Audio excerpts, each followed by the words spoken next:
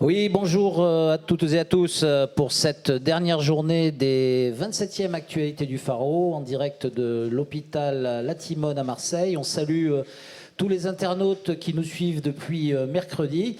Ils étaient près de 70 mercredi, une cinquantaine hier. On les espère encore nombreux aujourd'hui. N'hésitez pas, si vous êtes en ligne en visio participation, de poser des questions sur le chat.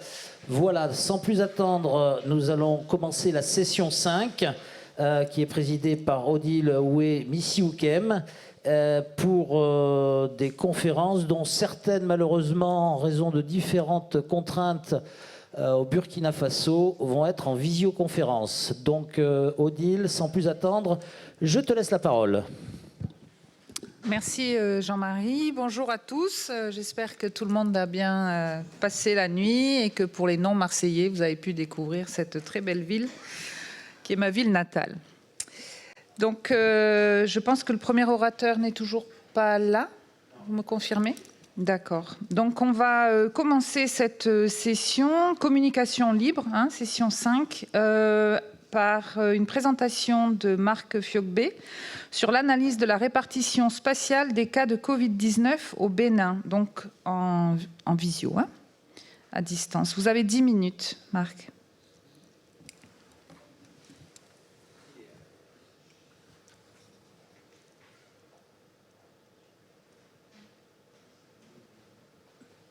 Bonjour à tous.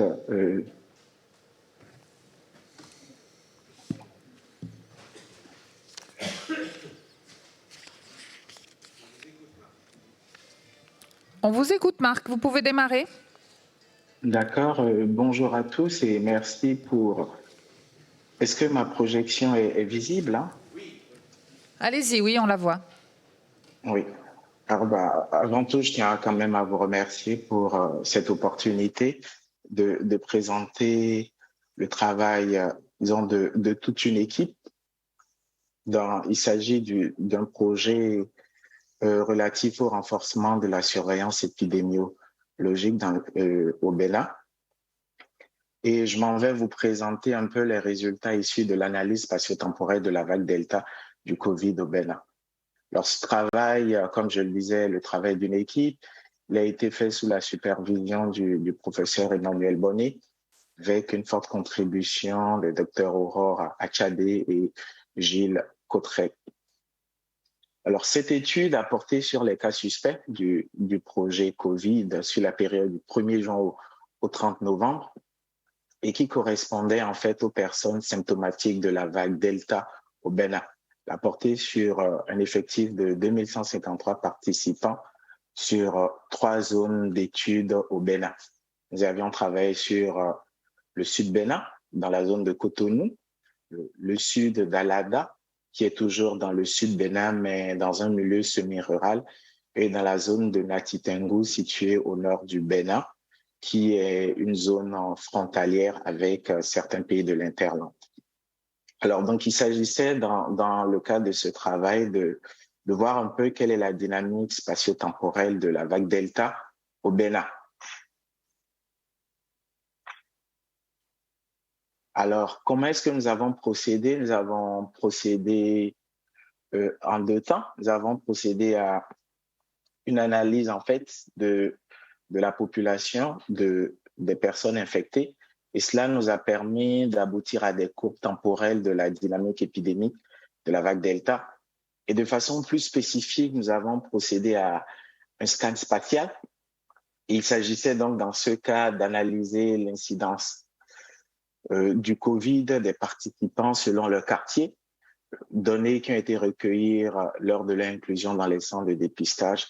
Donc, cela a consisté pour nous à procéder à un déplacement de cercles elliptiques sur le territoire étudié afin de détecter même la zone la plus touchée à la période la plus importante. Et donc, par rapport à la dynamique temporelle de la vague Delta, nous aboutissons un peu à ce schéma qui montre sur les 3 sites un démarrage décalé au Bénin de la vague Delta, un démarrage à commencer par Cotonou, qui est la principale porte d'entrée dans dans le pays avec la présence de l'aéroport et du port aussi. Donc ça, il a été détecté à partir du 13 juin, un peu plus tardif au nord, à partir du 2 août. Et donc on se rend compte, alors que la vague Delta se déplaçait un peu du centre, en fait, de la principale porte d'entrée du sud vers le nord au Bénin. Et donc après cela, nous avons essayé de voir de façon spatiale ce qui se passait. Et cela nous a permis de détecter quand même des clusters à des périodes bien différentes. À Cotonou, nous avons par exemple détecté 2 clusters. Un cluster assez large, comme vous pouvez le voir, le grand cercle là, d'un rayon de 24 km, avec un risque relatif très élevé, 33, et un cluster plus petit, mais avec un risque relatif beaucoup plus élevé. Cela veut dire que même si nous n'avons pas abouti, même si nous n'avons pas remarqué beaucoup de cas graves au Bénin, on peut quand même dire qu'il s'est passé quand même des choses dans certains quartiers de la ville de Cotonou. Et lorsqu'on voit sur la coupe précédemment présentée, on arrive aisément à détecter quand même les clusters que je vous ai montrés sur l'image précédente. Le même exercice a été fait à Alada, et aussi où 2 clusters ont aussi été détectés. Et nous avons aussi détecté un cluster à Nati Tengu. Alors le deuxième cluster, il n'est pas apparu significatif, mais nous avons quand même jugé important de le montrer parce que c'est un cluster localisé à la périphérie de la ville qui est donc à la frontière avec... et c'est une porte d'entrée dans d'autres pays de l'interland, le Burkina et le Niger. Et donc, cela montre quand même que dans les zones frontalières, il y a quand même eu des choses qui se sont passées.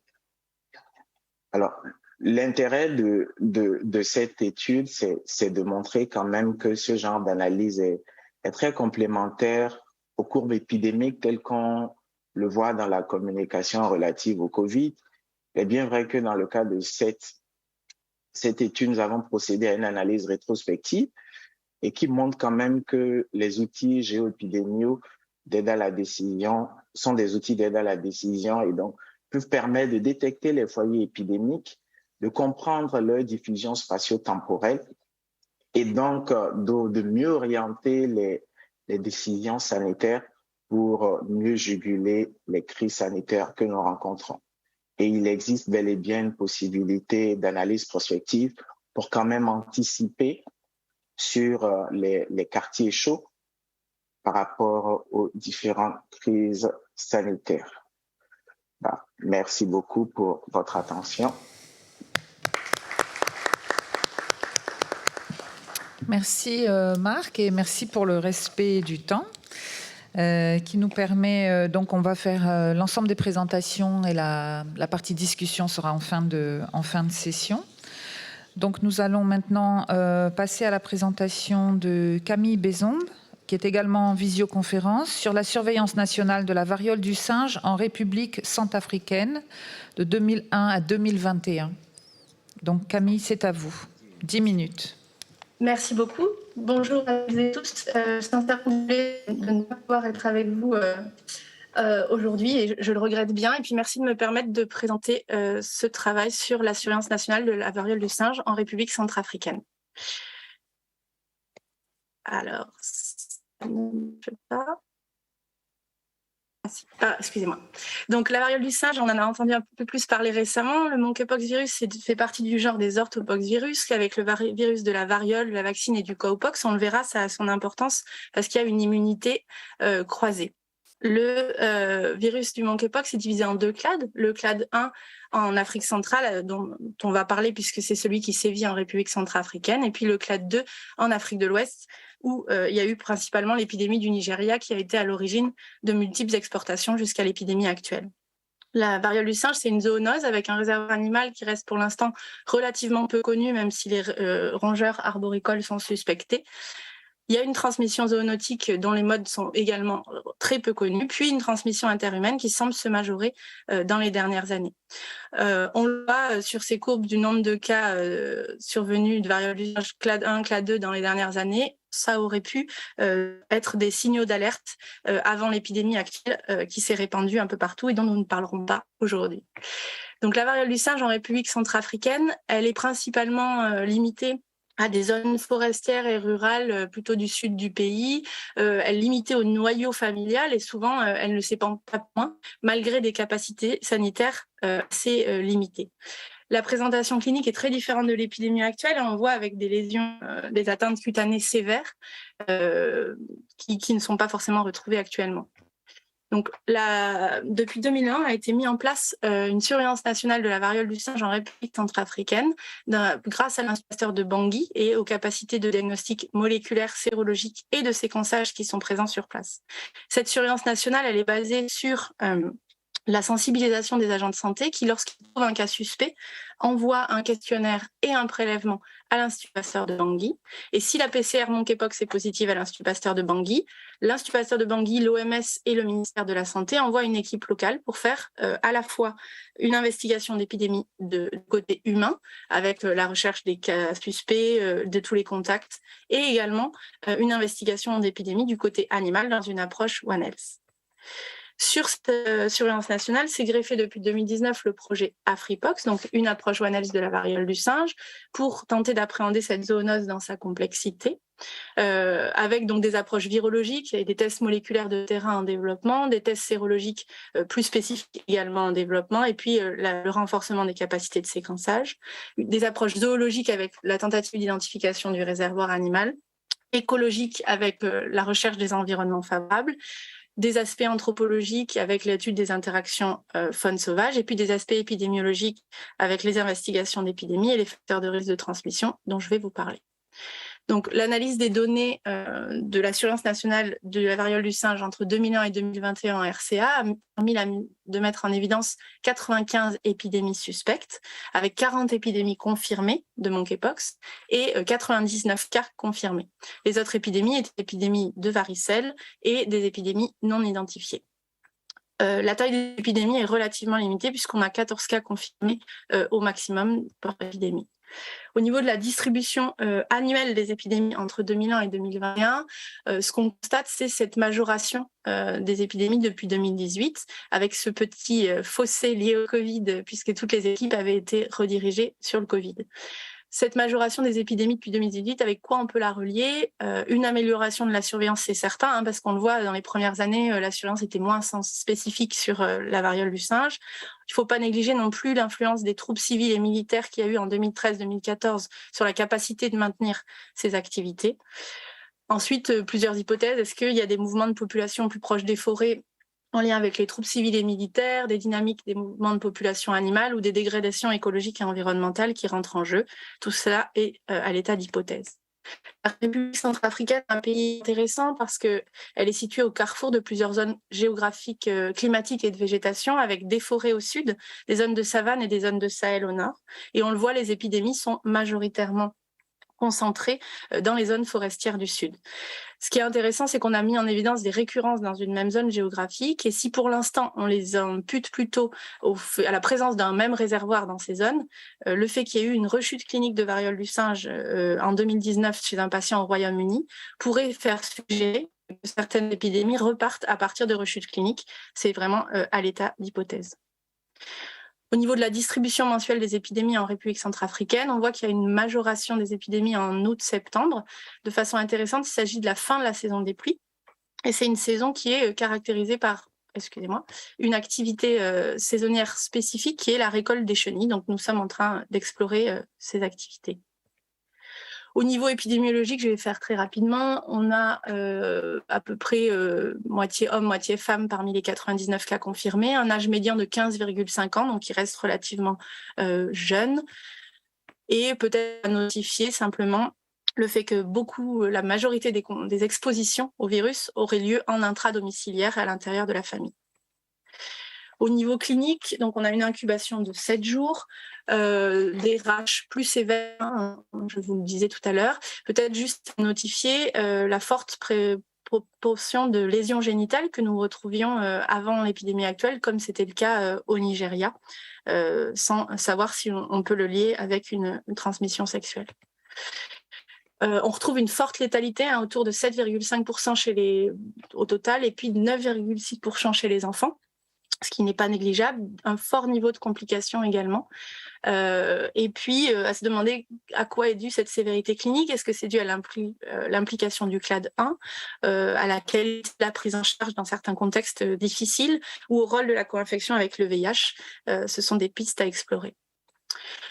Juste une diapo sur la recherche sérologique, la recherche d'anticorps anti-monkeypox sur la population d'études, donc autour des investigations d'épidémie.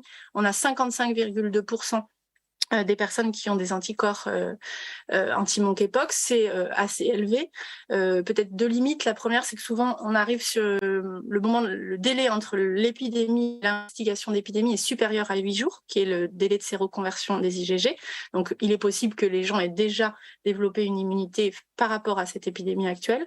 Et puis, l'autre limite, c'est cette réactivité croisée importante avec tous les autres orthopoxvirus, qui peut donc être le signe d'une vaccination préalable, même si dans notre cas, on a très peu de personnes qui sont en âge d'avoir été vaccinées, ou de contacts plus réguliers que ce qu'on croit avec des orthopoxvirus, qui pourrait être le cas.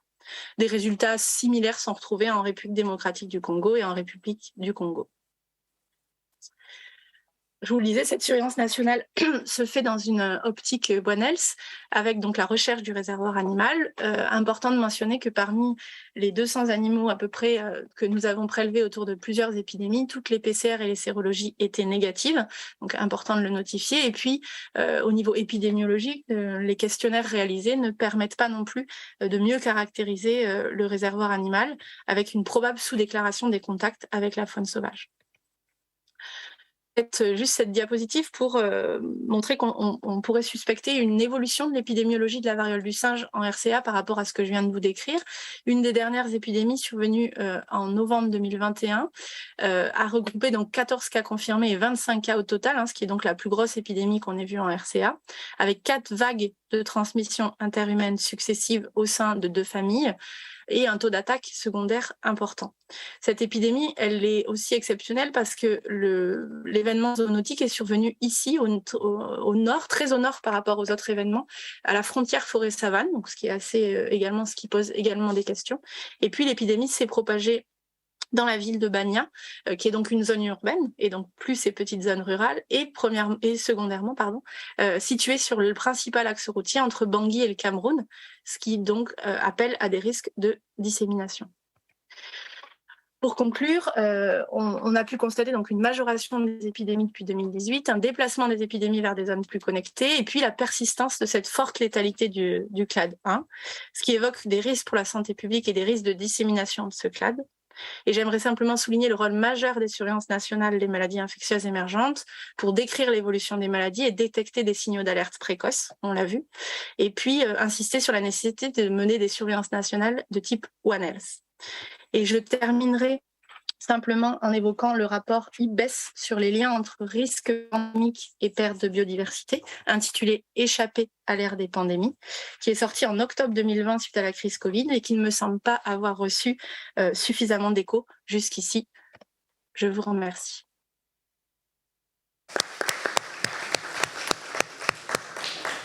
Merci Camille pour cette brillante présentation. Et pour le respect du temps également, parfaitement 10 minutes. Nous allons enchaîner avec la prochaine présentation, si le présentateur est là. Fabrice Courtin. Il est là. D'accord. En direct du Burkina Faso, Ouagadougou, donc pour une présentation sur identification des villages à risque de trypanosomiase humaine africaine, une approche géographique pour évaluer le risque de réémergence de la THA dans les foyers historiques. Fabrice, vous avez 10 minutes. Merci. Alors, je ne sais pas si vous voyez mon écran. Oui. D'accord. Donc, merci beaucoup pour la parole. Désolé de ne pas être parmi vous aujourd'hui, hein, mais avec les événements survenus au Burkina Faso, je n'ai pas été en mesure de faire le déplacement. Et cette présentation donc s'intitule « Identification des villages à risque, IVR, une approche géographique pour évaluer le risque de réémergence de la THA dans les foyers historiques ». Alors, c'est une présentation qui est le fruit d'un long travail de collaboration entre l'IRD et ses partenaires, et dans ce cas, en l'occurrence, africains, et parmi lesquels on retrouve différents programmes nationaux de lutte contre la trypanosomiase humaine africaine, des centres de recherche en santé et des universités. Alors, sur cette carte introductive, vous pouvez voir ici... Fabrice, s'il vous plaît, est-ce que vous pouvez mettre en mode présentation, s'il vous plaît? Parfait, merci. Donc, sur cette carte introductive, vous pouvez voir ici en rouge les différents foyers de THA qui ont sévi du début du XXe siècle jusqu'à nos jours. Et on peut constater l'ampleur des superficies concernées à l'époque par la trypanosomiase humaine africaine.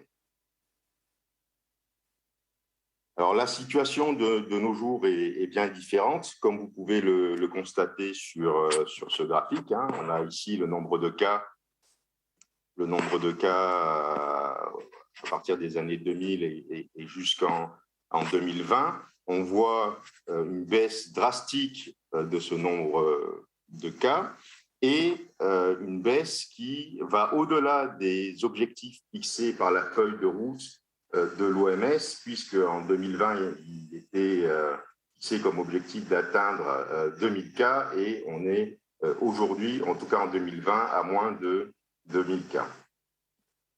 Donc on constate que l'élimination de la trypanosomiase humaine africaine en tant que problème de santé publique est à portée de main. Et c'est déjà le cas d'ailleurs dans deux pays qui l'ont déclaré, en l'occurrence le Togo et la Côte d'Ivoire. C'était l'année dernière pour ce qui concerne la Côte d'Ivoire. Il résulte aussi de cette situation qu'en fait le dépistage actif, hein, les prospections médicales, deviennent moins adaptées, tout simplement parce que ce sont des activités qui ont un coût élevé et que ce n'est pas très efficace par rapport au nombre de cas qui sont dépistés. Du coup, la lutte médicale s'effectue de manière privilégiée par dépistage passif, c'est-à-dire à partir des structures fixes de santé dans les foyers actifs connus.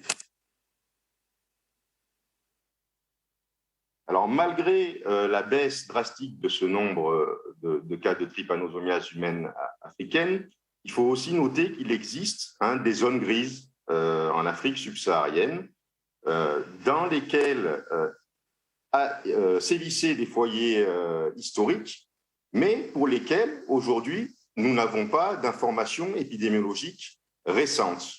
Et ces zones sont représentées ici sur cette carte par les points d'interrogation. Alors, vous voyez sur cette carte, les petits points rouges et les points bleus représentent en fait les villages qui ont bénéficié de prospection médicale et où il y a eu au moins un cas de trypanosomiase dépisté, tandis que les points verts sont des cas qui ont bénéficié de prospection médicale, mais où aucun cas de trypanosomiase n'a été dépisté. Les points d'interrogation constituent donc ces zones grises où nous n'avons pas d'informations épidémiologiques récentes. Alors, c'est parfois le cas à l'échelle d'un pays, c'est le cas de la Gambie, de la Sierra Leone, du Libéria, mais ça peut être aussi à l'échelle d'une région d'un pays, comme par exemple en République centrafricaine ou en République démocratique du Congo. Alors évidemment, en vue d'atteindre l'objectif d'élimination durable de la THA et pour éviter de voir survenir d'éventuelles résurgences à partir de ces zones grises, il apparaît essentiel de déterminer leur statut épidémiologique. Et la méthode d'identification des villages à risque de THA propose une approche permettant d'obtenir un aperçu rapide du statut épidémiologique de ces zones grises et de proposer une réponse ciblée en termes de surveillance épidémiologique. Alors, cette méthode IVR, elle s'applique en 3 étapes. Alors, bien sûr, la zone d'étude concernée, c'est la zone grise dont je parlais, ou les zones grises dont je parlais tout à l'heure. Eh bien, on a une première étape, qui est une étape qui s'effectue au bureau et qui vise à recueillir des informations au sein de ces zones grises sur l'histoire de la trypanosomiase humaine africaine, sur la distribution des mouches tsetse, sur la localisation des peuplements humains par rapport aux rivières et aux espaces protégés, sur le paysage, mais aussi sur la proximité des peuplements entre eux. Cette première étape au bureau permet de dresser une première liste de villages à risque qui doivent être visités sur le terrain par une petite équipe mobile. On rentre là dans la deuxième phase, c'est-à-dire l'enquête sur le terrain. Et cette dernière va, dans un premier temps, viser à sensibiliser les agents de santé et la population aux symptômes de la trypanosomiase humaine africaine. Elle va permettre de récolter des données sur les structures fixes de santé en termes de population couverte, de personnel présent dans la structure et d'équipements. Mais elle va aussi permettre de récolter des données épidémiologiques et notamment sérologiques par l'application de tests sérologiques pour voir si on retrouve des traces de la maladie dans l'échantillonnage de la population qui va être examinée et qui affiche des symptômes de la trypanosomiase humaine africaine. Et également des données géographiques qui vont être récoltées, notamment la population du village, le mode d'approvisionnement en eau de la population, le type d'activité que cette population mène. L'ensemble de ces données épidémiologiques et géographiques vont être rassemblées dans une base de données géoréférencée et cette base de données géoréférencée va être interrogée pour pouvoir effectuer une classification du niveau du risque des villages qui auront été visités sur le terrain. Et ces villages, les villages qui auront été les plus à risque, eh bien, vont être proposés pour une prospection médicale exhaustive afin d'établir le statut épidémiologique de ces villages. Alors, pour vous illustrer un petit peu mieux ces 3 différentes étapes, j'ai mis ici quelques photos, quelques cartes du processus qui est suivi. Alors là, c'est le cas de l'étape 1. Vous voyez que par la recherche dans les archives, dans les rapports anciens, on va essayer de délimiter au sein de cette zone grise les différents foyers historiques et, si possible, identifier à l'échelle du village quels étaient les villages les plus touchés par le passé. Alors, des fois, ça peut se faire à l'échelle du village, mais des fois, ça se fait à l'échelle du canton. On n'a pas tout le temps la chance d'avoir l'information à l'échelle du village. Ensuite, concernant la distribution des différentes espèces de glossines qui se trouvent dans la zone grise, on essaye de récolter ces informations. Bien évidemment, par rapport à la localisation des peuplements, il faut savoir où habitent les populations, le réseau hydrographique et les espaces protégés. Ça, ce sont des données qui sont parfois disponibles et qui sont traitées à l'intérieur d'un système d'information géographique. Également, la caractérisation des paysages est importante et elle se fait par télédétection. Donc, cette première étape, comme je le disais tout à l'heure, eh bien, permet de dresser une liste de villages à risque à visiter sur le terrain. La deuxième étape, l'identification donc des villages à risque sur le terrain, eh bien, elle vise à visiter les villages identifiés à l'étape 1 avec une petite équipe mobile. Et comme je le disais tout à l'heure, il s'agit de sensibiliser les agents de santé et les populations de ces villages aux différents symptômes et à l'épidémiologie en tout cas au cycle de transmission de la trypanosomiase humaine africaine. L'idée, c'est que si dans les villages qui sont visités, des gens affichent ces symptômes-là, on puisse ensuite leur faire les tests sérologiques avec la petite équipe mobile. Donc, parallèlement à cette sensibilisation, on effectue une récolte de données géoréférencées, à la fois sur les structures fixes, à la fois en termes d'épidémiologique, donc avec des tests de diagnostic rapide, mais aussi au niveau géographique. On pose des questions sur la taille de la population du village, le mode d'approvisionnement en eau, et les activités des populations dans le village, entre autres. Alors, l'étape 3, c'est effectivement le rassemblement au sein d'un système d'information géographique de l'ensemble des données qui auront été récoltées, que ce soit les données épidémiologiques, que ce soit les données géographiques ou que ce soit les données sur les structures fixes de santé. Alors, je ne sais pas, je suis désolé, je ne sais pas si vous voyez bien, si vous arrivez à lire cet exemple de base de données qui a été effectué, mais dans laquelle on peut voir le nom des peuplements qui ont été visités. Alors ça, c'est l'exemple de l'hiver qui a été effectué en Guinée forestière, hein, en Guinée-Conakry. Donc, on peut voir le nom des peuplements, la localisation géographique des peuplements, le fait si ce village a été visité ou pas sur le terrain, les raisons de pourquoi il a été visité sur le terrain, le niveau de risque qui a été déterminé suite aux activités de terrain, les facteurs qui font qu'ils ont été sélectionnés ou pas pour la prospection médicale. Alors, l'idée, bien sûr, c'est que à la fin, on puisse aussi proposer une surveillance épidémiologique ciblée en fonction des résultats qu'on aura obtenus pendant l'identification des villages à risque sur le terrain et le traitement des données qui en résulteraient, auxquels on va ajouter aussi les résultats de la prospection médicale dans les villages qui auront été ciblés comme les plus à risque. Alors, par exemple, ici, avec les données qui ont été récoltées au Sénégal, on voit bien en orange les villages qui ont été identifiés comme les plus à risque. Vous avez, avec le rond gris, l'ensemble des villages qui ont été visités pendant cette mission. Et si on devait pouvoir mettre en place un système de surveillance épidémiologique de la trypanosomiase au Sénégal, dans ce cadre-là, on proposerait, par exemple, de mettre en place une surveillance au niveau de l'hôpital de Kolda, mais aussi au niveau du centre de santé de Sokone.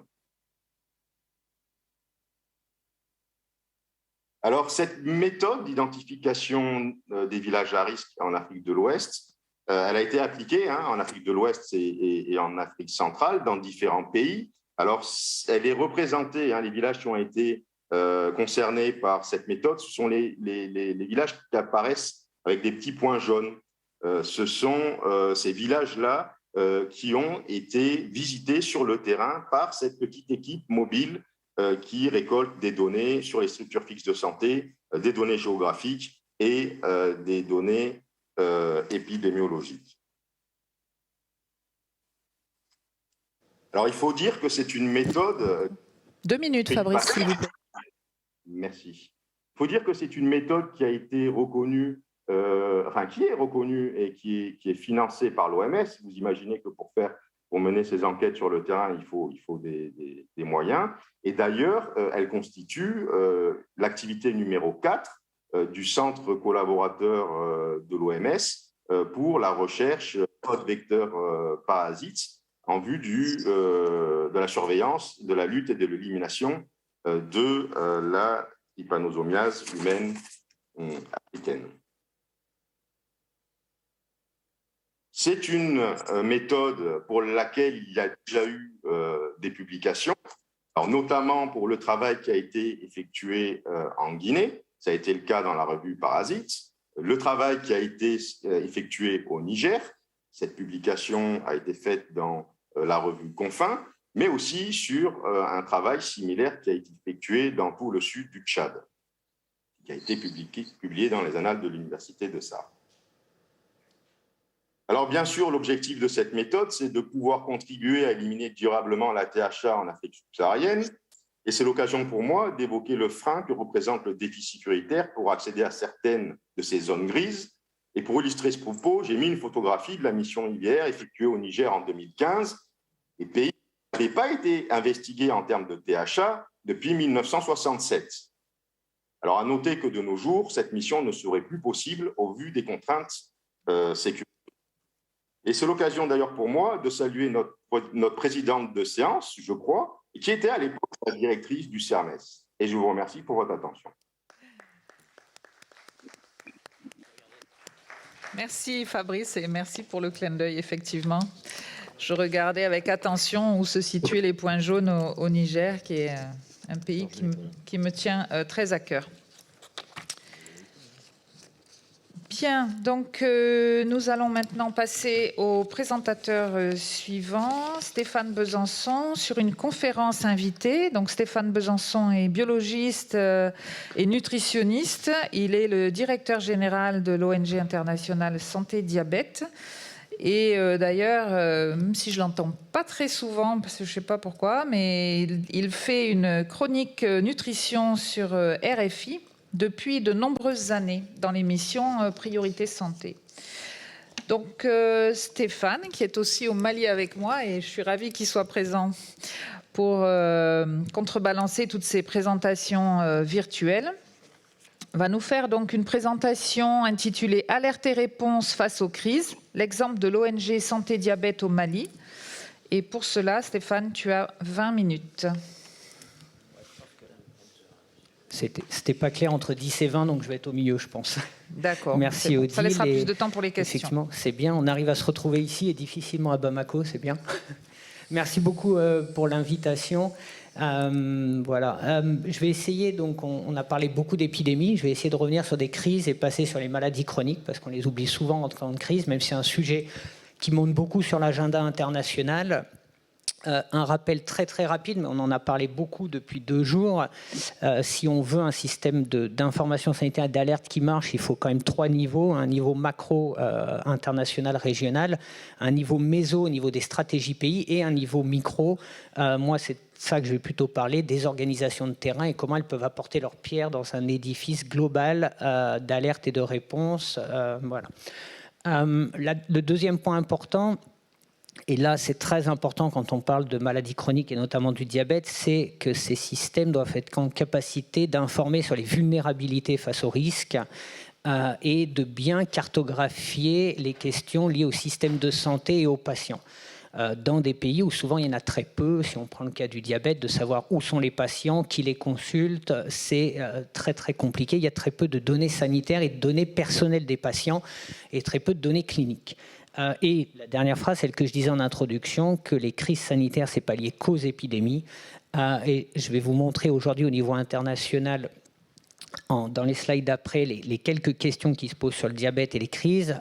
Mais je vais prendre après l'exemple pour vous montrer ce qu'on a fait sur le terrain, de comment le travail de capitalisation des données de santé, des données des patients et systémiques nous a permis de répondre avec des réponses très précises sur 2 grandes crises qui est au Mali. D'abord 2012, la crise sécuritaire, sanitaire, et puis dernièrement la crise Covid.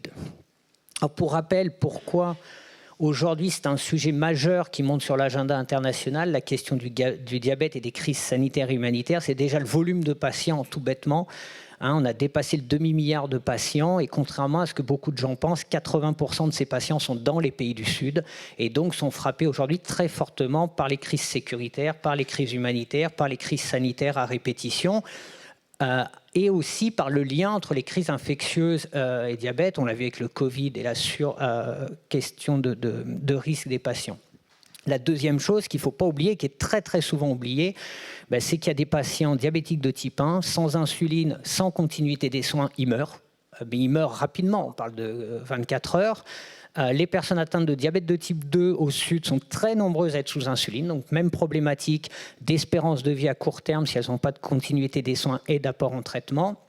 Et après, tous les patients atteints de diabète, et surtout quand on parle des patients au sud, sont multicomorbides, multicompliqués, et viennent les questions de dialyse, les questions de pieds diabétiques, surtout quand on a des déplacements de population, et toutes les questions de complications liées. Donc dans toutes ces situations, ces patients, normalement, ils nécessitent une continuité de soins, une continuité de fourniture de traitement et une continuité de matériel médical. Et c'est là où souvent il y a une déstabilisation très forte. Et puis, on s'aperçoit que ces patients, de crise après crise, différentes crises ont des vulnérabilités qui sont nouvelles, ou qui émergent, et il faut être en capacité de les voir. Ça a été le cas de la crise Covid, où on a très rapidement vu que le diabète n'augmentait pas les risques d'infection, mais par contre, les patients étaient à risque de forme grave, et ça, j'avais présenté ça l'année dernière. On a vu que très rapidement, dans les pays africains, les patients étaient les premiers qui ont été touchés par des formes sévères.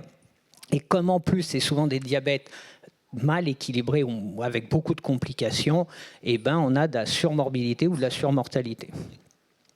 Voilà, donc ça c'était pour vous dire pourquoi aujourd'hui ce sujet émerge de plus en plus avec des groupes de travail. Il y a même dans 2 semaines, je présenterai en Pologne dans un congrès qui est entièrement dédié à ça, sur ces questions aujourd'hui de crise sanitaire, de maladies chroniques et notamment le diabète. Maintenant, si on revient sur le terrain, je vais essayer de vous montrer qu'est-ce qu'on a réussi à faire pendant des années et comment ces outils-là ont été des outils vraiment extrêmement importants pour répondre pour les patients et pour le système. Donc on a construit toute une réponse, et aujourd'hui je ne peux pas aller très en détail, pour le diabète au Mali, avec de la formation, avec de la décentralisation des soins. Et au fur et à mesure, en parallèle qu'on a fait ça, on a créé un data hub, c'est-à-dire un hub de données qui nous a permis, alors je vais vous présenter vraiment très rapidement en quelques diapos, d'avoir en temps réel les consultations diabète qu'on ouvre dans les structures du ministère de la Santé malien avec le ministère. Donc là, vous les voyez, par exemple, c'est tous les points bleus. Alors Bamako est regroupé, il y en a beaucoup, mais il y en a un peu partout. C'est tous les endroits où il y a une consultation diabète disponible et opérationnelle. Si vous cliquez sur les points bleus, vous avez en temps réel quels sont les médecins qui prennent en charge, les infirmiers, combien de patients, diabète de type 1, diabète de type 2, qui s'update automatiquement. Alors automatiquement avec un certain délai, on est au Mali, on n'est pas dans une réactivité à 24 heures, mais vous pouvez savoir à chaque endroit où il y a une consultation, la file active et combien il y a de patients. Donc on est sur des macro-données qui permettent d'avoir vraiment une information sanitaire assez précise. La deuxième chose, c'est les ressources humaines disponibles en capacité, qui ont été formées de porter des soins sur le diabète. Ça, c'est un énorme travail qu'on fait depuis des années de formation à la fois diplômante et continue. Donc là, vous avez le même système, les points, et après, vous pouvez savoir quel type de professionnel. Est-ce que c'est un infirmier? Est-ce que c'est quel niveau de soins? Est-ce que c'est un spécialiste ou pas? Endocrino-diabéto, médecin généraliste formé ou non formé spécifiquement sur le diabète, avec là aussi une information extrêmement précise sur les capacités de prise en charge en termes de ressources humaines disponibles. Donc niveau 1, le mappage, niveau 2, les ressources humaines, et le troisième niveau qu'on a développé, c'est le niveau patient, avec aujourd'hui des données cliniques qui remontent par tablette, puisque le système d'information est uniquement, quasiment sur dossier papier au Mali. Vous le voyez là, je ne peux pas trop l'agrandir parce qu'il y a quelques noms de patients qui traînent, parce que j'ai fait ça vite, donc qui nous permet d'avoir, là c'est du dossier médical électronique, si vous cliquez, vous avez les données patients, permet d'avoir un registre qui permet là de savoir plus précisément quelles sont les problématiques des patients, les traitements, etc. Et du coup, cet ensemble d'outils est extrêmement important parce que ça permet d'avoir un système d'information pointu, à la fois systémique et à la fois clinique. Et ça permet surtout d'avoir une agilité très forte en cas de crise pour construire un vrai continuum entre l'alerte, l'analyse et la réponse qu'on peut donner. Et c'est là où je vais vous montrer un peu ce que ça a permis de faire à la fois sur la crise humanitaire et sécuritaire de 2012 et la crise Covid. Donc, pour revenir, le premier exemple, c'est la crise humanitaire de 2012. Ceux qui ne savent pas, coup d'État le 22 mars. Alors, le premier, parce que depuis, on en a assez régulièrement. Donc, ça, c'était le premier coup d'État le 22 mars 2012. Occupation des régions nord par les djihadistes. Le pays coupé en deux. Vous voyez la ligne de découpe, mais vraiment coupé. Donc, une fuite assez massive des ressources humaines, plus de capacité d'analyse et de laboratoire, plus d'accès aux médicaments, et un grand nombre de patients avec des complications qui étaient dans des situations extrêmement compliquées. Donc du coup, vous doutez bien des difficultés massives d'accès au traitement, des décompensations un peu dans tous les sens, avec des augmentations de coma, beaucoup de déplacements et des problématiques de pieds liées, et une mise en place, comme souvent, alors ça s'améliore un petit peu, mais il y a 10 ans, une mise en place d'une réponse humanitaire par les acteurs de l'humanitaire, avec une absence totale des maladies chroniques, aucune prise en charge. Vous voyez, je vous l'ai mis là. C'est toujours bien de faire des piqûres de rappel sur le manque d'éthique des réponses parfois et les problématiques. Un cap humanitaire de 213 millions de dollars, 9,5 sur la santé. Nous, on avait monté avec l'OMS et avec Socéphale, je ne sais pas s'il est là ou pas, qui était représentant à l'époque, qui était là hier en tout cas, une petite réponse pour approvisionner. Vous voyez la réponse de OCHA et des Nations Unies. Diabetes is not in the framework and not an emergency. Et puis plus rien. Et grâce à Jean-Marie, qui était à l'époque CRSM à Bamako, au centre de crise, on a pu monter, récupérer un peu de moyens et monter une réponse et qui était vraiment axée sur les données qu'on avait. C'est-à-dire qu'on savait où étaient les patients, on savait où étaient les professionnels de santé restés et partis. C'est pour ça que j'insiste sur le système d'information sanitaire. On savait quel type de patient, quel type de traitement. Et du coup, ça nous a permis déjà de récupérer tous les enfants diabétiques type 1, adolescents, et de les faire descendre sur Bamako en sachant exactement où ils étaient, de les évacuer pour qu'ils aient une continuité de soins à Bamako. Et ça a permis, dans les 4 régions occupées, de prendre en charge. Alors, prendre en charge, on était loin d'un gold standard et d'une prise en charge, mais en tout cas d'approvisionner en traitement pendant quasiment 2 ans, 1814 patients. Vous voyez la répartition, à la fois nous, parce qu'on avait un bureau, on a géré Tombouctou avec les djihadistes pendant 1 année et demie. À la fois notre bureau de Tombouctou était le hub de prise en charge des patients du Nord, mais aussi avec ce que je disais, le mapping qu'on a pu mettre en place. On savait quelles ressources humaines étaient restées, lesquelles étaient parties, lesquelles étaient en capacité de redistribuer du médicament, quels patients étaient en capacité de recevoir quoi, ce qui nous a permis d'approvisionner tous ces patients pendant quasiment 2 ans. La deuxième chose qu'on a mis en place, c'est des kits. Alors des kits qui n'existaient pas. Il faut savoir que sur les maladies non transmissibles, jusqu'à 2 ans, il n'y avait pas de kit humanitaire, enfin de kit d'urgence en tout cas, qui n'existaient pas. Donc on a fait des boîtes nous-mêmes avec ce qu'il fallait pour le pied et pour les acidocétoses et les hypoglycémies. Et cette expérience, d'ailleurs, vous verrez après que tout ça a été publié, a permis de créer les kits d'urgence qui sont maintenant disponibles au niveau du hub d'urgence de l'OMS sur les NCD. Voilà, on a aussi travaillé sur les déplacés et ça a permis du coup, et vraiment c'est là où j'insiste, la précision de la réponse a été possible parce qu'on avait toutes les informations à la fois sur les patients et systémiques et ce système d'information, autrement on aurait été à la pêche totale, ça aurait été très compliqué de savoir qui approvisionnait où et comment. Et pour ceux qui veulent en savoir plus, on a publié ce papier justement avec Saucé et toutes les équipes qui ont travaillé là-dessus dans Conflict and Health, qui a fait un peu la référence aujourd'hui des premières interventions d'urgence sur ces questions-là. Le deuxième point, donc du coup 2012-2013, et on arrive au 25 mars 2020, comme beaucoup de pays, il y a le premier cas de Covid au Mali. Et de nouveau, les patients se sont retrouvés très angoissés parce qu'avec beaucoup de messages au démarrage, vous vous rappelez sur le diabète, on ne savait pas trop est-ce que ça allait infecter plus ou pas. Enfin, il y a eu une grosse panique. Alors en Europe, très rapidement, il y a eu des messages quand même apaisants pour les patients. Mais en Afrique, il y a eu une panique un peu généralisée chez les patients diabétiques de se dire mais qu'est-ce qui va nous arriver, sachant que la prise en charge est déjà compliquée. Et du coup, de nouveau, on s'est servi à peu près de ce même système d'information pour du coup là aussi être en proximité avec les patients, à la fois pour assurer, alors je vous présente d'abord le niveau macro, on a travaillé vraiment avec les gouvernements pour essayer qu'il n'y ait pas de rupture d'antidiabétiques et d'insuline, ce qui n'a pas été facile, notamment quand les avions ne volaient plus, parce qu'on oublie souvent ça, quand des avions ne volent plus, les médicaments ne viennent plus. Mais on a réussi de justesse, à 3 semaines près, à éviter les ruptures totales d'insuline. On a travaillé sur de la production de vidéos, justement de sensibilisation et des vidéos avec des médecins pour rassurer les patients. Et du coup, on a lié ça à ces bases d'information et de création. Comme on a des bases de patients très importantes, on a d'abord fait une campagne SMS ciblée du coup, sur ces patients, un peu partout où ils étaient dans le pays, avec des messages sur les mesures barrières, mais surtout des messages sur la surveillance de leur diabète, des messages sur quoi faire en cas de symptômes, et un message final qui était pour les inscrire si vous voulez, enfin leur proposer de s'inscrire sur des chaînes de téléconsultation WhatsApp qui étaient liées avec les endocrinos avec lesquels on travaille. Donc information, prévention et orientation si besoin d'inquiétude. Et les vidéos étaient aussi diffusées dans les chaînes WhatsApp pour rassurer les patients ou apporter si besoin des datas, des données. Et du coup, je reviens là encore une fois, tout ça a été rendu possible et s'est déclenché extrêmement facilement parce que base de données de patients, base de données de cliniciens, possibilité de référer, possibilité de trouver les gens, de savoir extrêmement rapidement qui est où, comment, qui est un diabétique de type 1, type 2, parce qu'on n'avait pas du tout les mêmes problématiques. Voilà.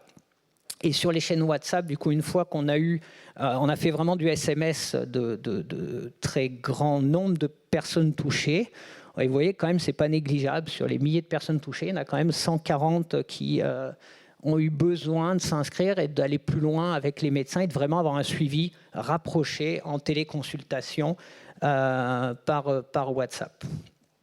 Et du coup, pour conclure tout ça, ça démontre, enfin, c'est un message qu'on repasse beaucoup, on oublie beaucoup. Là, je parle du diabète, hein, mais on pourrait parler des patients dialysés. Enfin, quand il y a des crises, on oublie que tous ces patients sont dans des situations vraiment extrêmement compliquées. C'est des patients qui sont survulnérables, qui sont souvent dans des urgences de soins. Hein. Je veux dire, quand je parle de ça, c'est le diabète insuline, s'il n'y en a pas. Et ça revient au message qu'on a repassé aussi quand on voit que les Nations Unies disent « Diabetes is not an emergency ». C'est souvent une méconnaissance des maladies. Quelqu'un qui est dialysé, c'est pareil. Enfin, il y a beaucoup de cas, on l'a vu. Et ce qui a changé l'agenda international sur ces questions, c'est la crise au Moyen-Orient, puisque le volume des patients au Moyen-Orient qui avaient des maladies chroniques était colossal, la crise en Syrie, la crise en Irak. Et là, il a fallu que les organisations ont fait face à des volumes de patients dialysés ou de patients qui avaient des multicomorbidités très importants. Donc, il faut le rappeler à chaque fois, c'est des patients dans les crises. Il ne faut pas se limiter aux épidémies. Les crises sanitaires, c'est aussi toutes les crises systémiques pour des patients qui ont besoin de continuité de soins. Et notre travail a démontré qu'un travail longitudinal pour construire des systèmes d'information, c'est capital. C'est capital pour la prise en charge des patients, c'est capital pour la santé publique et le monitoring que peut faire un ministère sur son système et voir comment l'orienter. Mais c'est aussi capital pour créer un continuum, alerte, analyse, réponse. Ça permet de répondre très vite, ça permet de répondre bien. Et vous l'avez vu, là, la crise Covid a montré qu'à différents niveaux, quand on a des systèmes carents, et derrière, les réponses, elles patinent quand même très fortement. Voilà, donc c'était vraiment ces messages-là, et de dire que, du coup, un système construit, un système efficient peut permettre de répondre assez fortement pour des patients qui en ont besoin et qu'on ne doit pas laisser ça non plus au niveau international, que les organisations à leur niveau peuvent développer des systèmes en partenariat avec les ministères qui peuvent être extrêmement efficients. Merci beaucoup.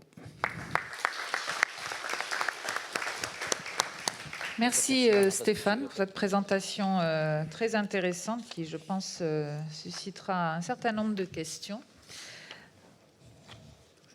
Alors, oui, tu peux rester là si tu veux. OK. Alors, je pense qu'on a encore un présentateur en ligne, Jean-Louis Keuck, oui. Donc, qui va nous faire une présentation intitulée « Nomenclature unifiée des vaccins, enregistrer et interpréter les historiques vaccinaux, quel que soit le lieu ou la date d'administration du vaccin ». Je ne sais pas depuis quel endroit vous êtes, Jean-Louis. Bonjour à tous, je suis à Bordeaux. Très bien. Donc, vous avez 10 minutes pour cette présentation. On voit déjà la première diapo. Merci. Merci beaucoup. Avant de présenter la nomenclature unifiée des vaccins ou NUVA, un petit rappel sur la vaccination. La vaccination consiste à introduire chez une personne une préparation antigénique proche de l'antigène naturel d'un agent infectieux ou le matériel génétique codant cet antigène, c'est une précision importante aujourd'hui avec le développement des vaccins à ARN, afin de susciter une réponse immunitaire spécifique capable de protéger ces personnes contre la maladie provoquée par l'agent infectieux. Le plus souvent, la vaccination entraîne une longue durée de protection et en conséquence, la connaissance à long terme de l'historique vaccinal est aussi importante que l'administration du vaccin. Aujourd'hui, on a parfois du mal à s'y retrouver. Quand on demande l'avis d'un médecin en matière de vaccination, on obtient une réponse. Quand on demande l'avis d'un autre médecin ou d'un autre professionnel de santé, on obtient souvent une autre réponse. Pourquoi ? Parce que les recommandations vaccinales sont complexes, parce qu'elles évoluent rapidement, qu'elles sont différentes selon les zones géographiques. Et donc, ceci entraîne des difficultés d'application, des messages discordants, du doute et de l'hésitation vaccinale. Le support de l'information pose également problème. En France, c'est encore souvent ceci, c'est-à-dire des documents difficiles à lire, à comprendre, à interpréter. C'est le cas dans la plupart des autres pays. Nous avons étudié 27 systèmes d'information pour la vaccination dans le monde entier. Des informations sur la représentation des vaccins étaient disponibles pour 21 d'entre eux, et souvent plusieurs représentations coexistent. Le plus souvent, on utilise un code pharmaceutique national, mais ce code ne permet pas de représenter les vaccins qui ont été administrés dans le passé.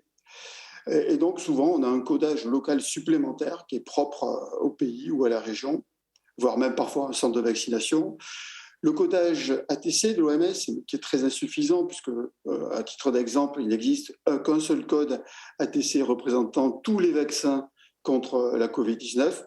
Il y a aussi, une certaine utilisation de la SNOMED City, mais qui ne comprend pas les noms commerciaux de vaccins et qui représente d'une manière insuffisamment structurée les vaccins. Cette diapositive montre la diversité des terminologies utilisées, à titre d'exemple, en Europe. Et donc, nous avons mis en place une nomenclature unifiée des vaccins pour aider à relever ces défis, avec deux caractéristiques principales. D'abord, la NUVA est un catalogue complet, multilingue des dénominations vaccinales, qui donc permet la numérisation de toute trace vaccinale, quel que soit le nom du vaccin, quel que soit le lieu ou la date de réalisation de l'acte vaccinal. Et deuxièmement, l'information associée à chaque vaccin est structurée au bon niveau pour permettre l'interprétation de tout historique vaccinal. Alors, vous avez ici une description de la caractéristique catalogue. La NUVA regroupe toutes les dénominations commerciales existantes ou ayant existé. Ces dénominations peuvent être différentes d'un pays à l'autre. Par exemple, le vaccin Boostrix Tetra s'appelle Polio Boostrix en Belgique ou Boostrix Polio en Italie, alors que c'est exactement le même vaccin issu de la même usine.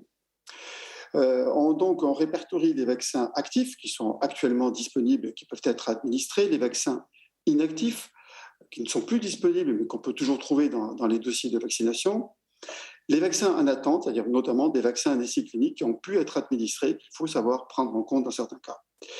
Et il peut s'agir de dénominations génériques ou fonctionnelles, de noms de valence ou de maladie. Par exemple, DTP pour diphtérie, tétanos, polio, ou DTC pour diphtérie, tétanos, coqueluche, ou TDAP aux États-Unis pour la même combinaison. Parfois même, simplement, on cite le nom de la maladie à prévention vaccinale. Donc, pour la deuxième caractéristique, c'est-à-dire la structuration de l'information, nous nous sommes basés sur le concept de valence. Et dans le cadre de cette nomenclature, la valence peut être définie comme la plus petite unité fonctionnelle d'un vaccin dont la connaissance est nécessaire et suffisante pour évaluer le statut vaccinal d'une personne contre un agent infectieux spécifique ou une sous-espèce de cet agent, par exemple un sérogroupe de méningocoque, et pour planifier la dose suivante de vaccin, le cas échéant. Donc une valence va représenter un antigène ou un groupe pertinent d'antigènes. Cette diapositive montre les relations entre concepts. Un code externe, par exemple un code produit, correspond à un et un seul code NUVA de vaccin. Un vaccin contient une ou plusieurs valences et chaque valence est associée à une et une seule maladie. Donc, ceci permet de structurer, d'interpréter l'information. Par exemple, quelque chose de très simple, une personne qui a reçu 2 doses de vaccin combiné, Boostrix Tetra et Revaxis, eh bien, on s'aperçoit qu'on ne peut pas indiquer le rang de la dose, comme c'est souvent demandé dans plusieurs systèmes d'information. En fait, le rang de la dose ne devrait pas être une donnée d'entrée, mais une donnée calculée. Dans cet exemple, on voit que la personne a reçu 2 doses d'un vaccin contre la diphtérie, le tétanos et la polio, et une seule dose d'un vaccin contre la coqueluche.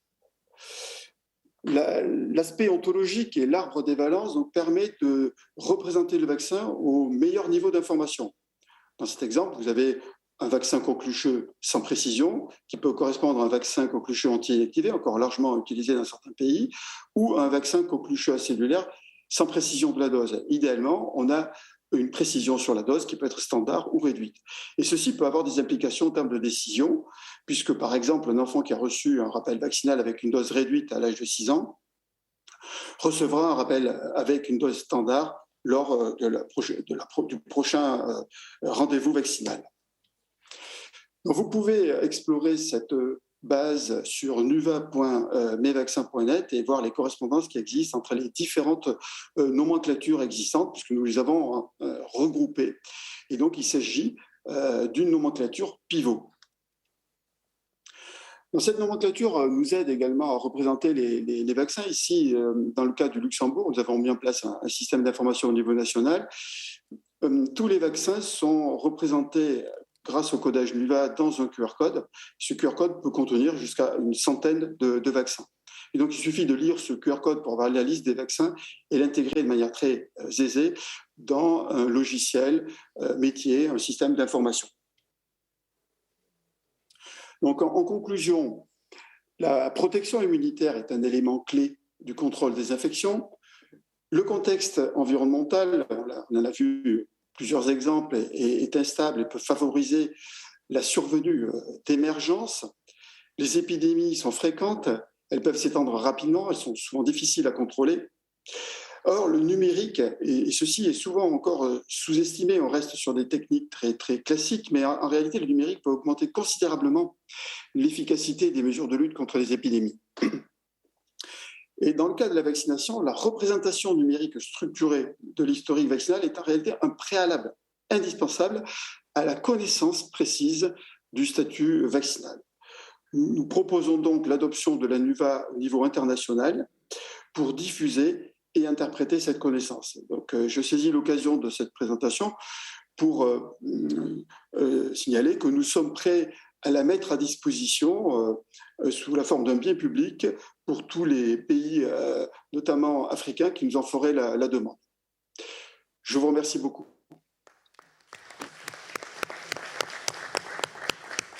Merci Jean-Louis pour cette présentation intéressante. Donc, je reviens sur le premier présentateur, n'est toujours pas là. Très bien. Enfin, très bien. Tant pis. Ça nous permet d'être parfaitement dans les temps et de pouvoir consacrer la fin de cette session aux discussions et questions.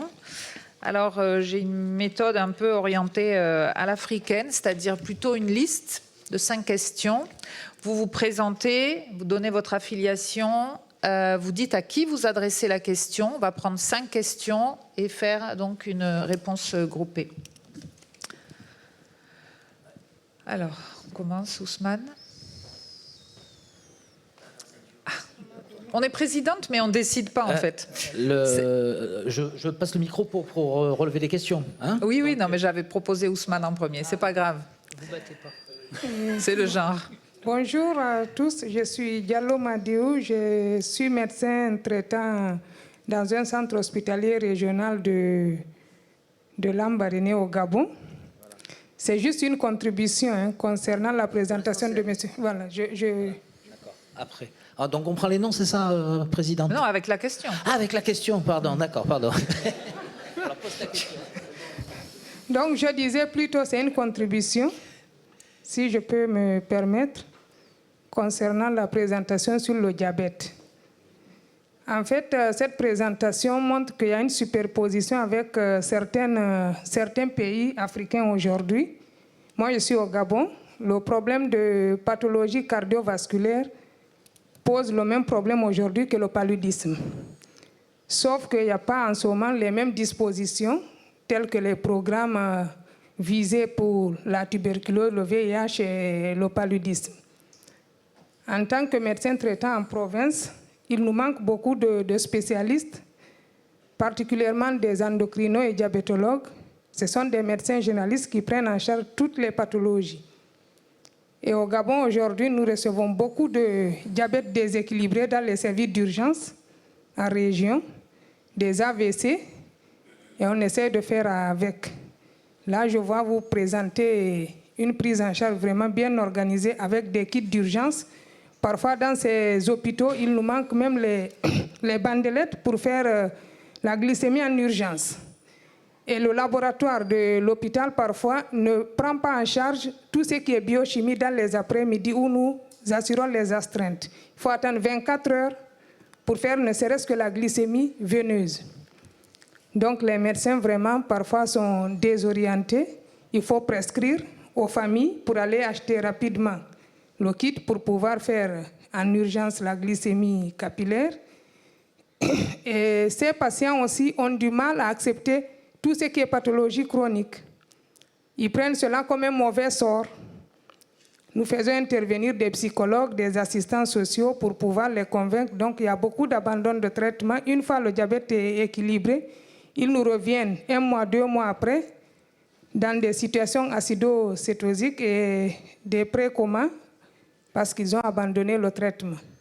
Donc voilà un peu une situation qui s'apparente quand même beaucoup à cette présentation. C'est un problème de santé publique aujourd'hui, les pathologies cardiovasculaires en Afrique. Merci, je vous remercie. Merci, Dr Diallo. Donc Ousmane. Bonjour, je me présente Dr Ousmane Ly. Je suis enseignant-chercheur à la faculté de médecine de Bamako, département de santé publique, spécialiste en informatique médicale et informatique de santé. Et je suis aussi professionnel de recherche à l'université de Sherbrooke au Canada.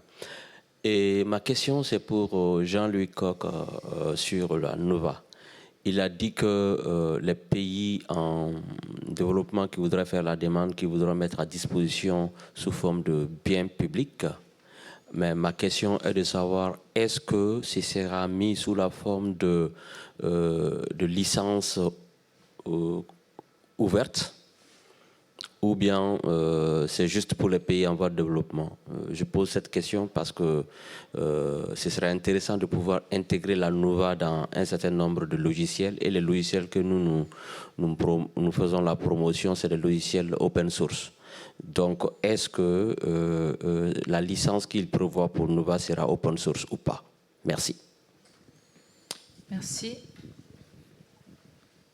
Alors, la question d'après, alors je ne suis pas un spécialiste des... Non, pardon, on prend, Jean-Louis, on prend l'ensemble des 5 questions avant de faire les réponses.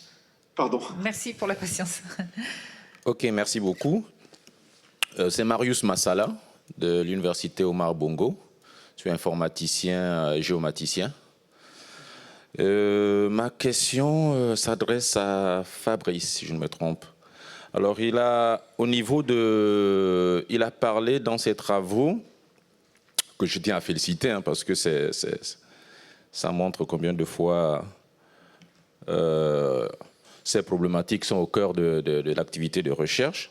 Alors, je voudrais savoir quels sont les indicateurs que vous avez utilisés pour discriminer les villages, pour savoir qu'un village est à risque plutôt qu'un autre. Donc ça, c'est pour la question destinée à Fabrice. Il y avait une autre question pour Stéphane. Alors, il parlait d'un outil qui servait à la collecte des informations dans son travail. Alors, je voudrais savoir, dans les régions, on sait qu'en Afrique, généralement, les villages reculés, il y a des problèmes de connexion Internet. Déjà, la téléphonie, c'est pas ça. Alors, comment ça se passe en offline lorsqu'il n'y a pas de connexion? Comment les données sont remontées? Et par ailleurs, l'outil qui a été développé, est-ce que c'est vous qui l'avez développé ou bien ça a été acheté et mis à votre disposition? Merci. Jean-Marie, il y a une question tout en haut.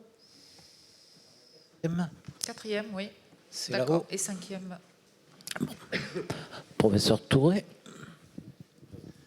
Bonjour, je suis Ato Touré Harvé, maître de conférences agrégé en médecine préventive, santé publique à Abidjan, à l'Institut national d'hygiène publique. Et mon domaine d'expertise, c'est la vaccinologie. Alors ma question s'adresse, je crois, à monsieur Jean-Louis Cocq. Alors, concernant cette nomenclature, est-ce qu'elle va prendre en compte les vaccins conjugués et les vaccins polysaccharidiques? Parce qu'on se retrouve aujourd'hui avec de nombreux vaccins polysaccharidiques, d'autres conjugués, et ça nous pose problème également. Est-ce que cette nomenclature prend en compte le type de vaccin, vaccin vivant atténué ou vaccin inactivé? parce que là aussi, l'utilisation des vaccins vivants atténués est soumise à certaines règles, on va dire. Donc cela peut être important. Et est-ce que cette nomenclature prend en compte les vaccins du programme élargi de vaccination? Parce que certains vaccins du programme élargi de vaccination, pour la plupart, ne sont pas forcément vendus dans le commerce. Il en est, pour exemple, le pentavalent spécifique de ce programme élargi de vaccination. Voilà, merci. Merci. Professeur Buisson.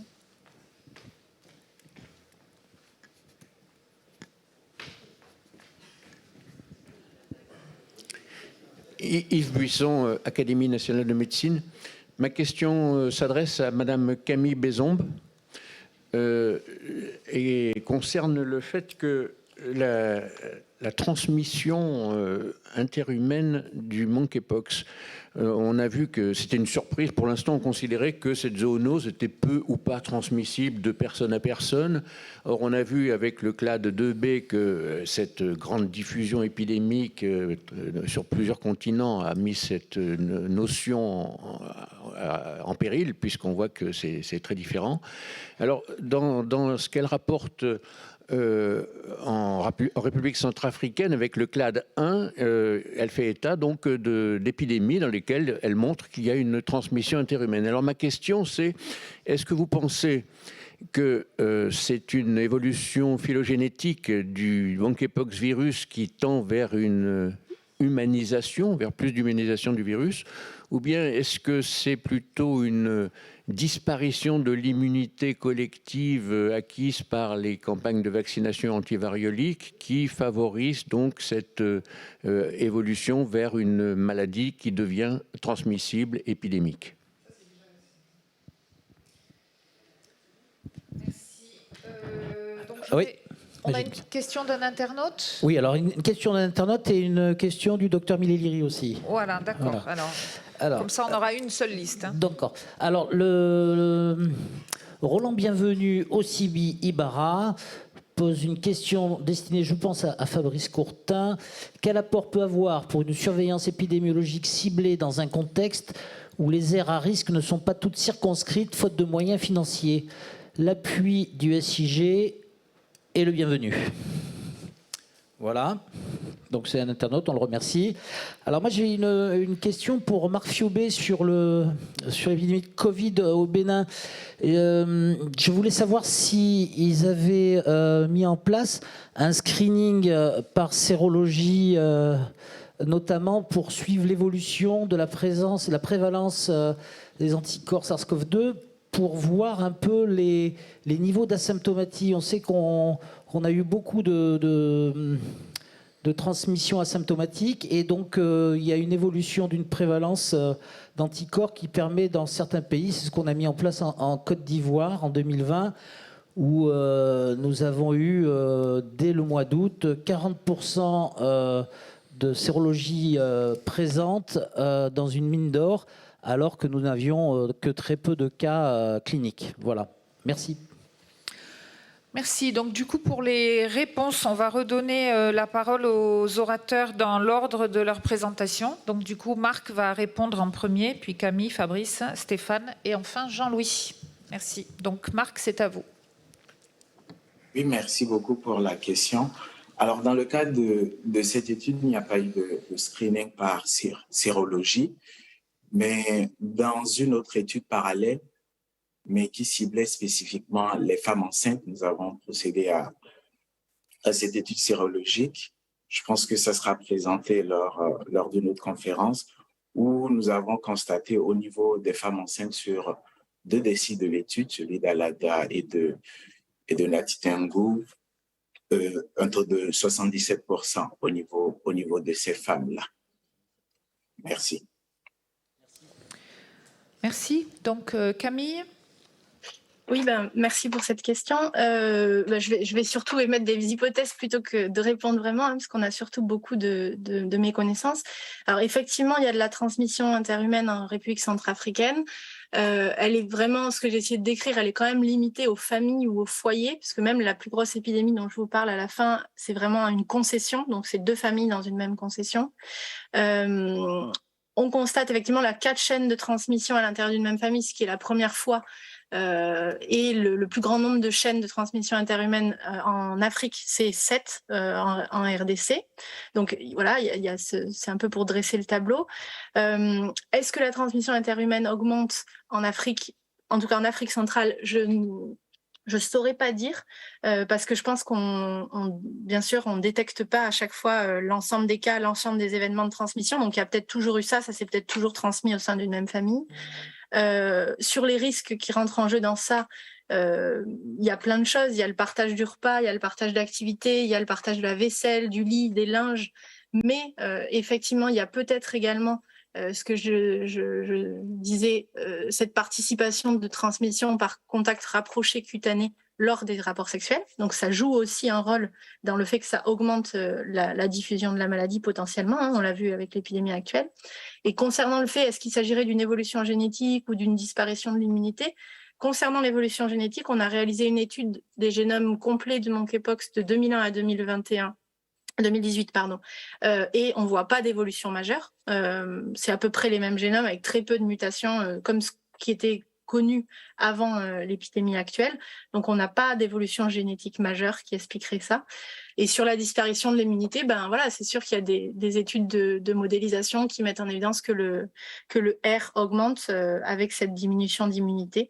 Malheureusement, j'aurais plus des hypothèses que des réponses.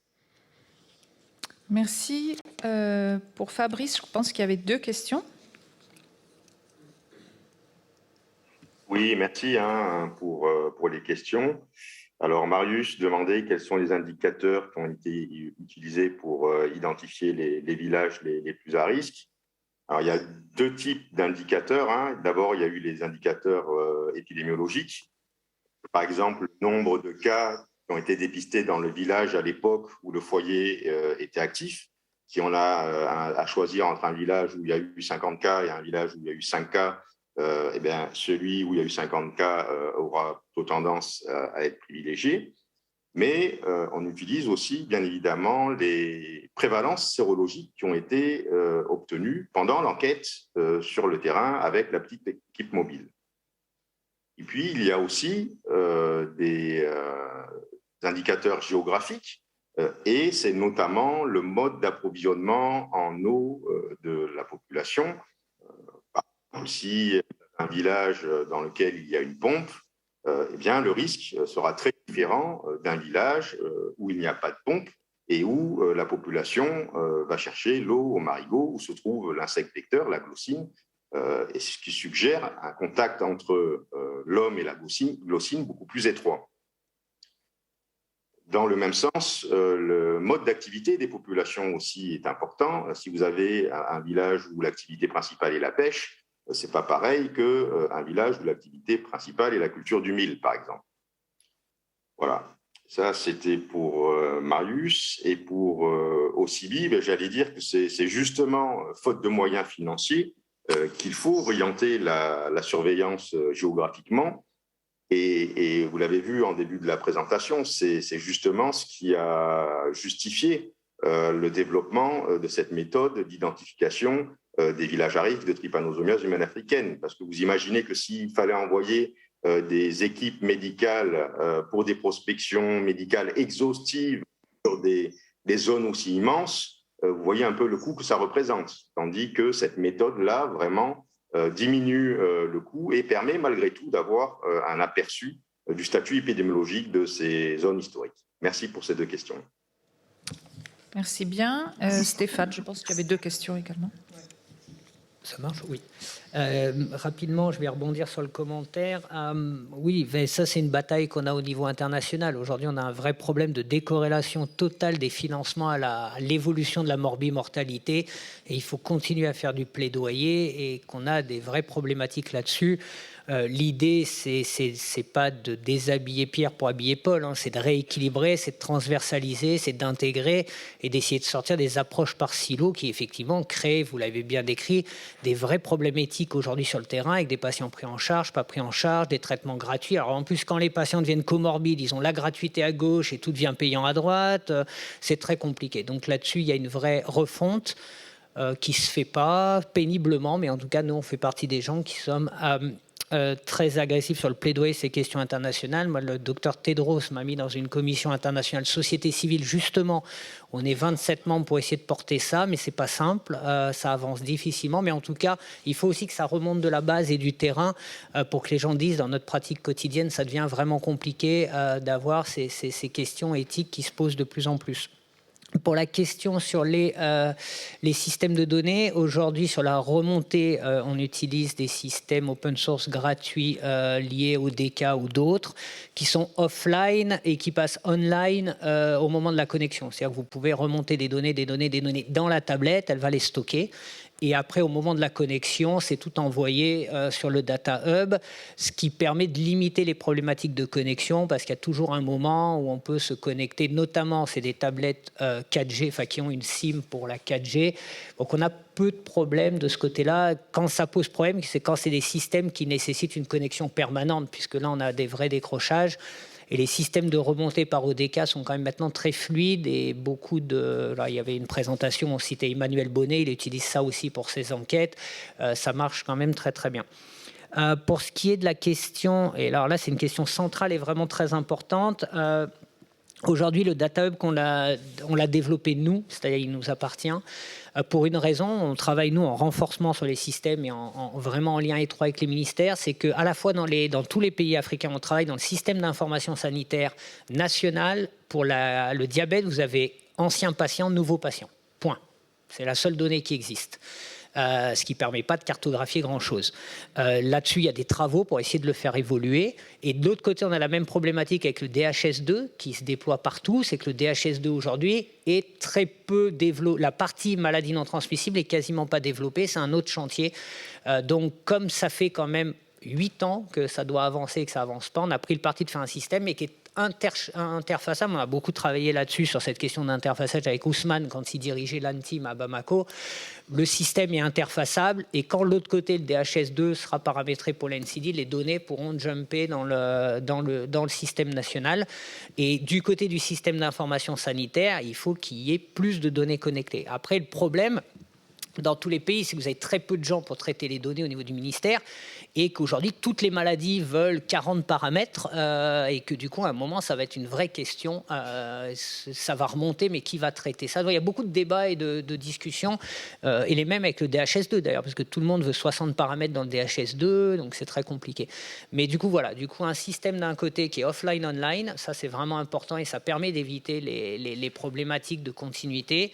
Et de l'autre côté, même si on fait un système parallèle, il faut qu'il soit parallèle un temps vraiment sérieux et qu'on puisse après le faire jumper dans le système national parce que, je ne sais pas Ousmane combien quand tu avais recensé, il existait entre les ONG et tout ça de dossiers médicaux différents au Mali, mais c'était 11, 12 ou 13 et qui beaucoup n'interfaçaient pas avec le système national et du coup quand les projets s'arrêtent, tout s'arrête, quoi. Donc l'interfaçage est vraiment vraiment important, ça doit être le développement au niveau d'une ONG ou au niveau d'une structure projet doit être temporaire et doit être vraiment pensé pour être transféré à la partie nationale.